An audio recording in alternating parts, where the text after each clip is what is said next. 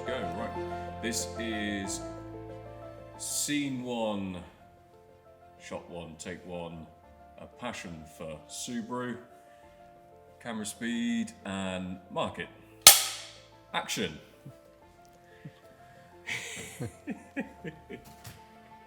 It's almost like we're semi-professional. Let's not get carried away. So, John, Subaru is obviously where it all started for you, for Unity Group, but also I know that you've got a really strong passion for the marque. I've heard some of the anecdotes, but tell us where it all began for you. It's quite an interesting story because being quite old now, back in 1985, I'd just finished a couple of years at college, tech college, doing a mechanical engineering, and my father and his brother had Nissan Birmingham, or Datsun, which had just morphed into Nissan. And I've always had a massive interest in anything with a petrol engine. And I'd wanted to get into the automotive sector, but I wanted to sell cars. My dad and uncle took me away to Kings Norton to one of their sites, and they said, if you want to get into car sales, you're too young, because I was 18. They said, the best way through is the parts department. Yeah. So roll forward a couple of months, and I saw an advert at a business called Crossroads Garage, Treddington, Subaru garage. But it was for a parts guy, and I thought, wow, that's exactly what I want. It's 7 miles away from where I live. I've never heard of these Subaru things, so I went to see my dad and his brother and asked them, and they knew all about Subaru, which, to be fair, in 1985, people just didn't know what the marque was about. They hadn't heard of it. Unless you were either a lord or a lady or a farmer, you'd never heard of Subaru, because who had? So came to the interview. Andrew Finden owned the business at the time, met with Andrew, everything aligned. They asked me if I would know what a drive shaft was, or a DOJ or a CVJ, and they asked me a load of technical questions, and of course I just said yes. Luckily, they didn't ask me what they actually were. Yes. So I just said, yes, I could find one of those easily. Yeah. So I came to work at Crossroads in the parts department, and as it turned out, I was the parts department, and as I knew scant little about cars, I knew about cars. We'd had a Ford dealership before the Nissan, and I'd grown up around cars. So I had to really get up to speed very, very quickly with the Subarus, and at that time, the market for Subaru was the rugged L series estate. And believe it or not, at the time, majority of the models, they didn't have power steering, they didn't have electric windows, the interior was vinyl. This was a utilitarian farmer's car, very big in Australia, very big in England. And if you had, in those days, the farms were mostly owned by private individuals, but you still had big farms. So you'd have like a local farmer with 1,000 acres, and they'd run 8 Subarus, 4 being estates, and probably 4 or 5 of the pickups. Yeah. And that was my first taste of Subaru. And these cars, when you'd speak to the customers and you'd see what they were doing with them, and they were throwing anecdotes out every day. They'd been to a shoot, or they'd been to this, and they'd left Land Rovers for dust, and et cetera, et cetera. And the more you work with these cars, and the more you learn to understand the technology in those days, you call it technology, but it wasn't. It was engineering excellence with the Subaru. The flat 4 design meant that the engine was finished, then you had the gearbox, then you went straight through to the drivetrains. So it was very linear, it was all straight. So you could have something like a pickup with 90 brake horsepower, but of course it overperformed because it was very light, very efficient in getting the power down.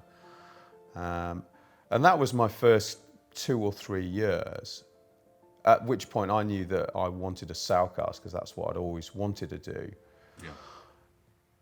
And Andrew at the time, he was a very, very good boss.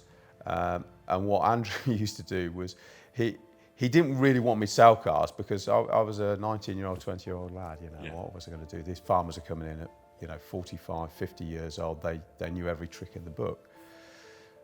So I just started selling cars anyway. Because in those days, businesses worked in, when it was lunchtime and Andrew would go off for an hour or so. And on a Saturday, they'd do half a day or something like that. So people would come along and I'd just start selling cars. And at that point with Subaru, the brand had started evolving. So with the introduction of the L series, they then turbocharged, the first turbocharged engine came out in late 85. Yeah. 1.8 turbo, 134 brake horsepower. It had EPS, pneumatic suspension. Yeah. This is in 1985, 134 brake horsepower. A Golf GTI at the time was barely mustering 110 horsepower.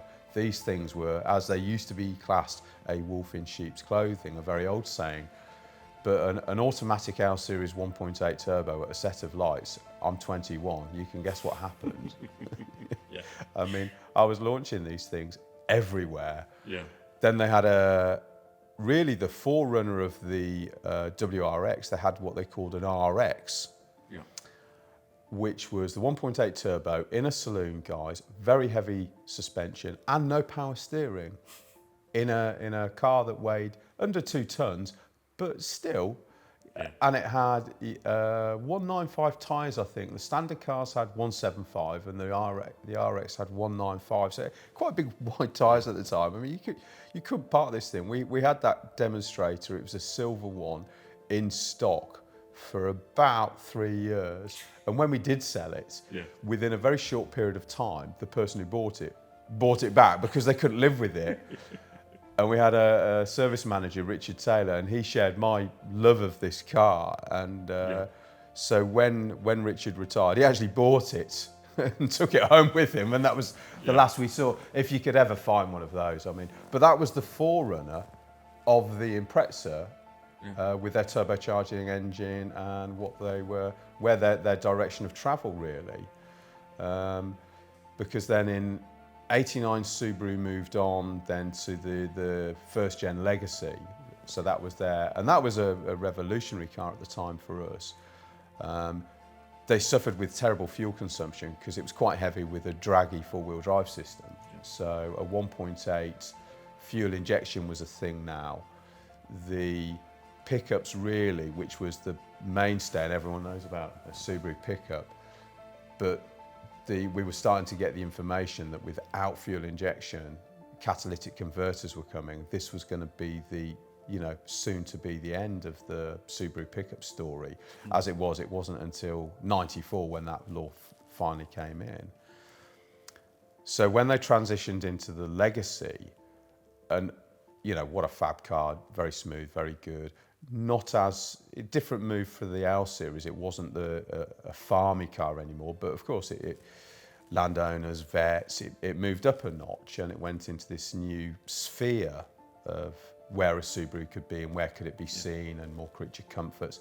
Then they introduced the 2.2, still flat 4, multi-point fuel injection, more horsepower, had that rumble like a Porsche, or any flat 4 would always have a very distinctive sound. And then in 1993, our first Imprezas turned up, and we were all a bit unsure because the majority of Subaru sales were estate cars, so the Impreza had a 5-door hatch.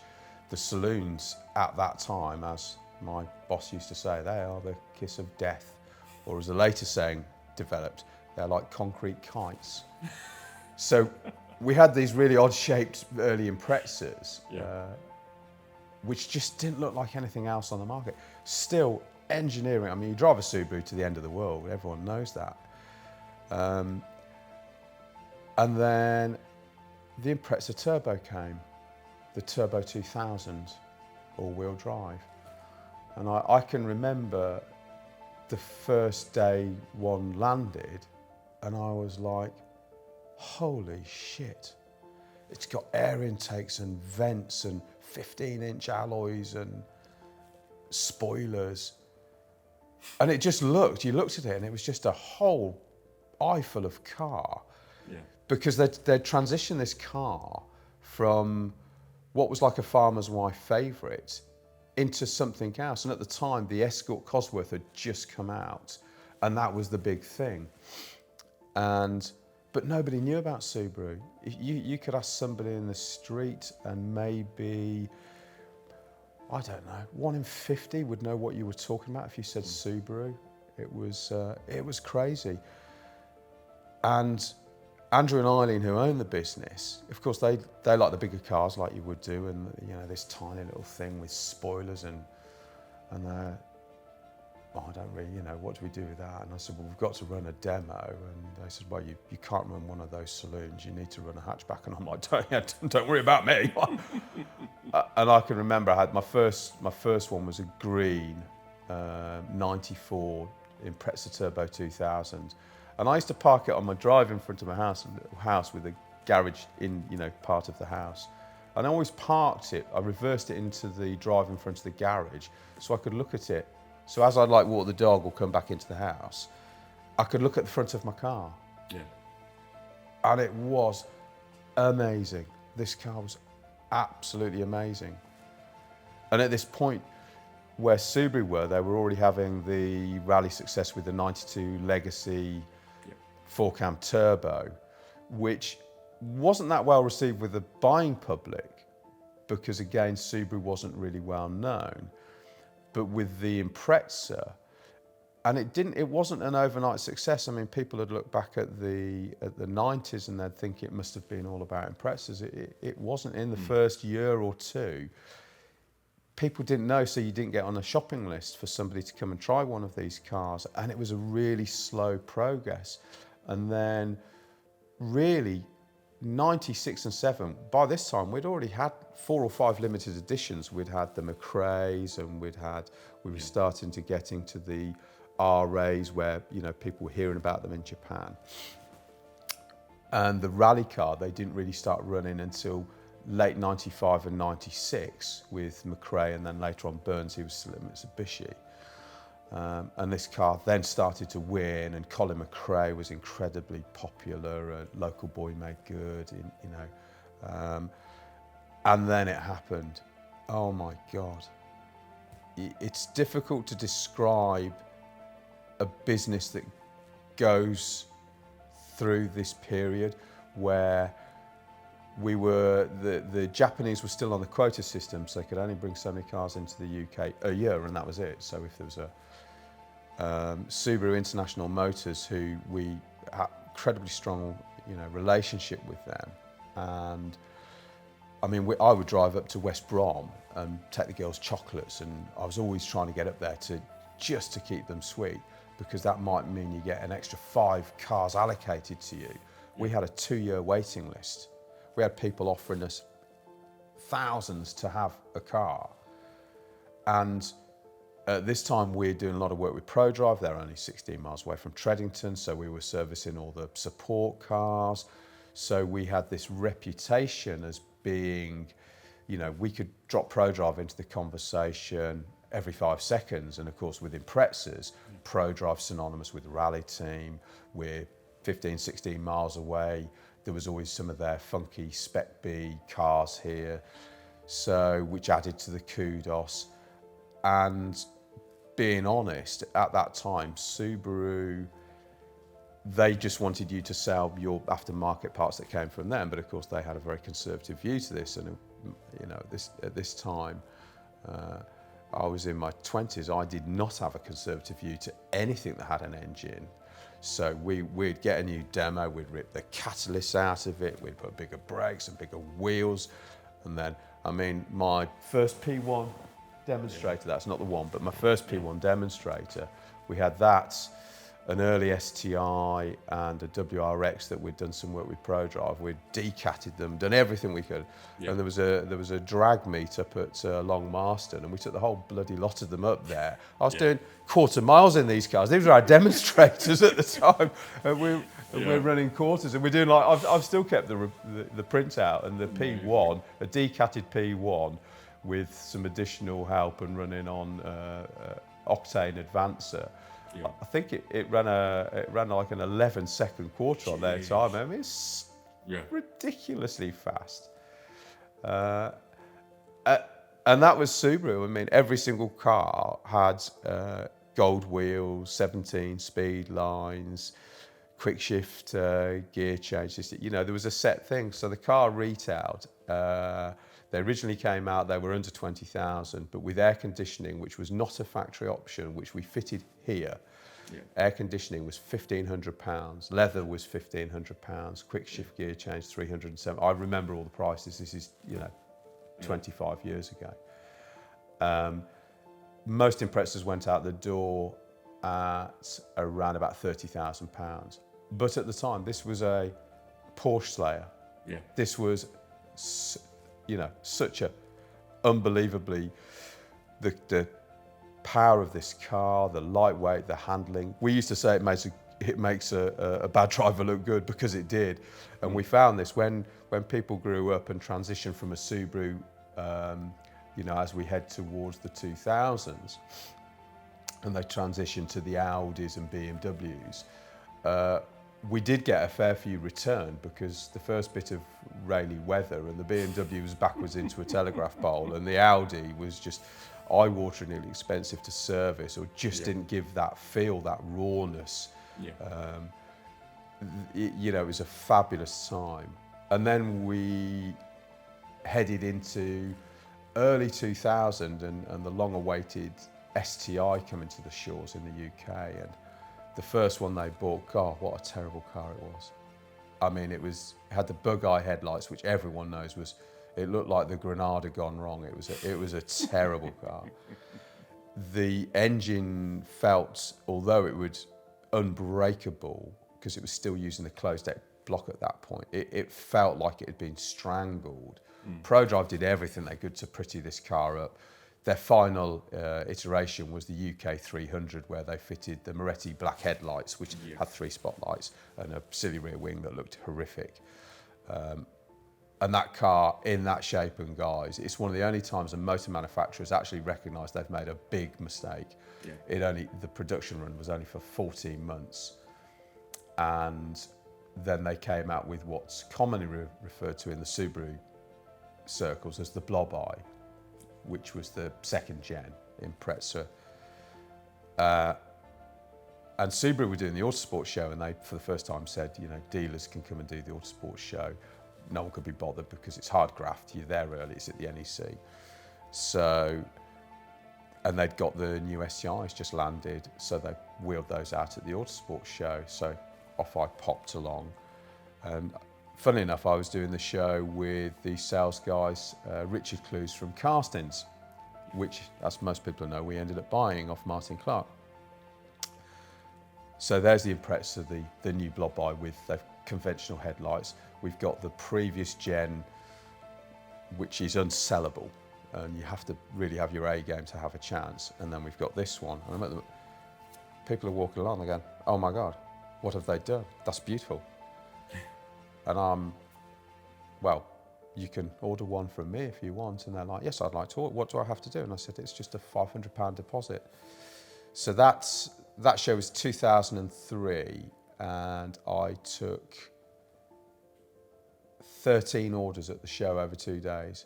Not salesman orders, which is you've sold a car like 9 times, when you sell it, then when you talk about it, when you do the order, and then when you invoice it, you've sold it 5 times.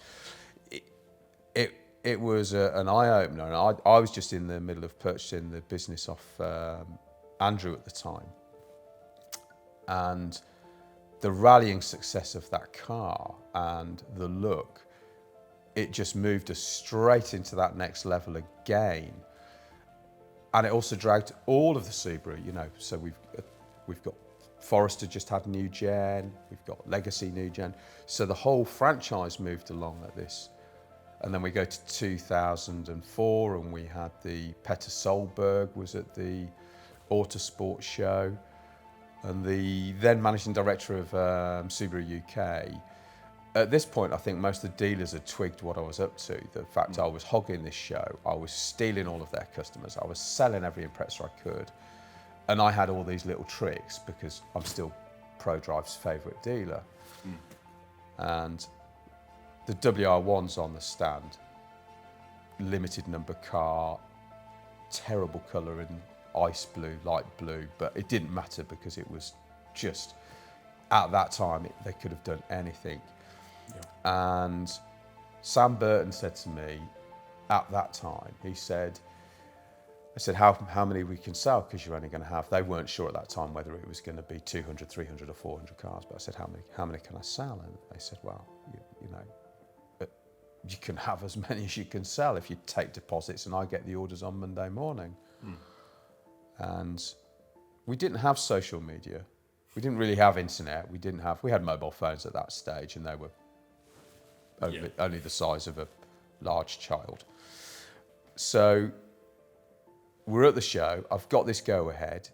Press day Thursday, then Friday. I've got 4 days. I am days away from signing a deal to buy the business as it was for a lot of money for me in 2004. So I don't even know quite how I did it. I just got on it. I had pens and paper and order forms. Every single person came along. If I sniffed that they were a WR1 potential owner, bang, in, there. I had pictures, print out pictures, because you didn't have a phone that had pictures on it. And I'm like, right, this is a WRC spoiler we're doing. If you remember, they did the big slatted spoiler. Yeah. We had SGM down in Banbury who worked with ProDrive, so they'd done a copy of those, 1,500 quid. I worked like a Trojan. I sold 32 WR1s on the Monday morning. I sent Sam Burton all of these orders, and I could hear the eruptions from West Bromwich down in Treddington. They realised what they'd done.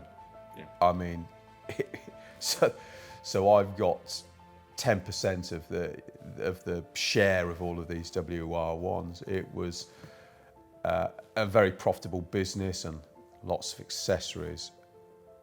It was an incredible time. I'd bought the business. I'd also had a separate deal with Subaru, which is on the volume. They paid me like a VB for every car I sold. So at the end of the year, they didn't think I'd hit this target. Subaru wasn't a big volume player at the time. Yeah. And I phoned up Sam and I said, Sam, I've hit my target.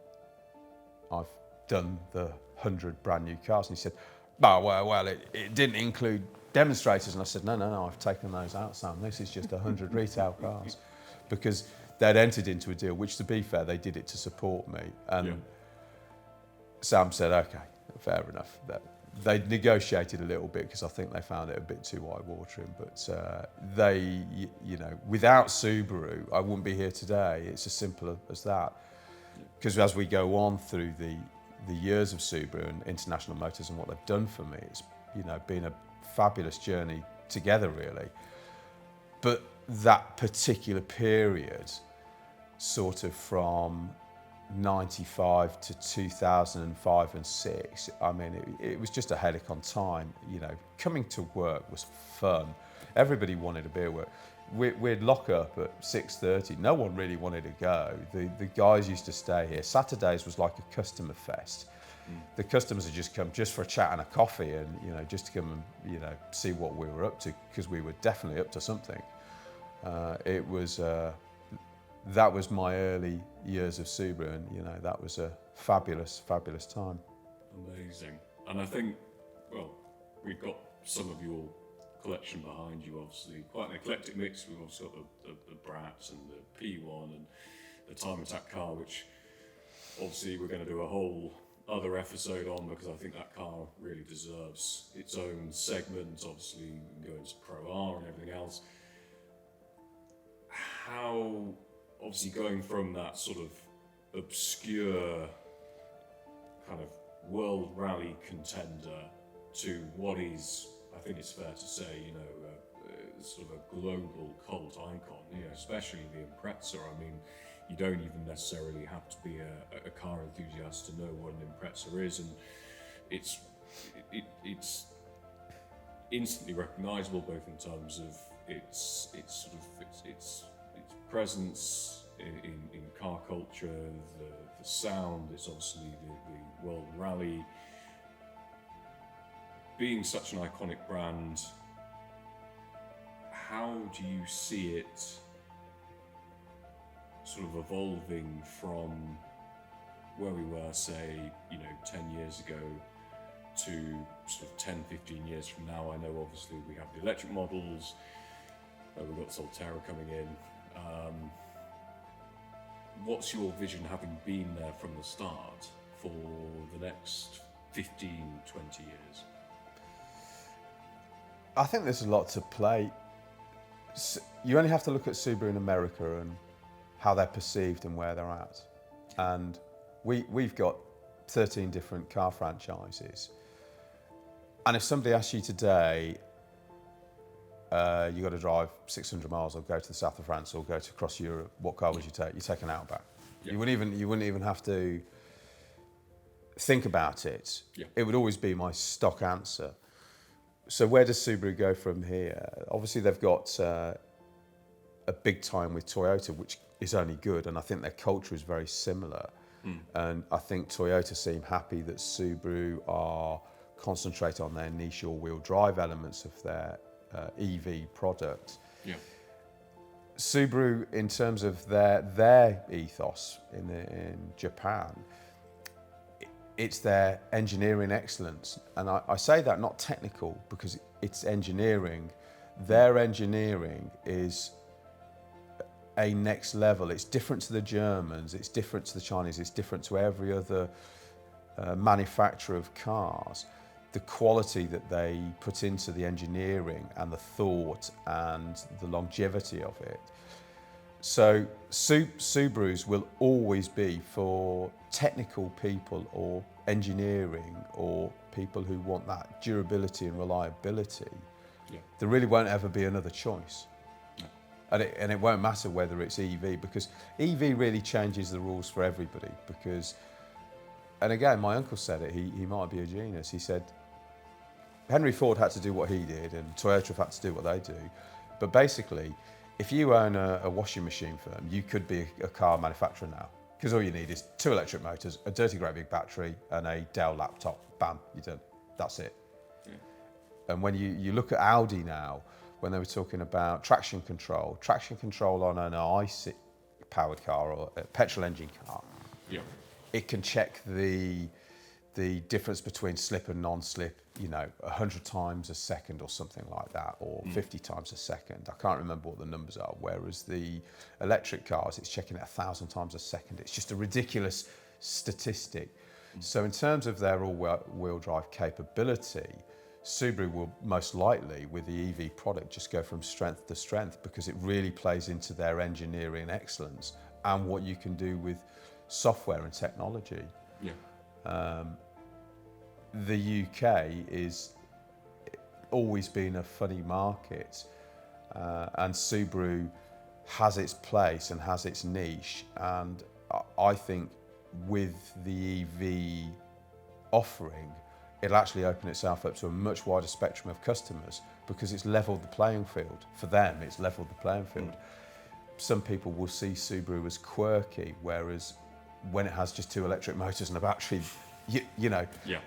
Just the same as Audi and BMW, to be fair, Alex. I mean, Audi and BMW have always played engine wars. They have a 330, they have a 40D. They've always had these numbers that they use around engines. Yeah. And the 6-cylinder BMW diesel has been one of the best oil burners of all time, etc. And Audi tried to combat it with their BT, ITD, DT turbo.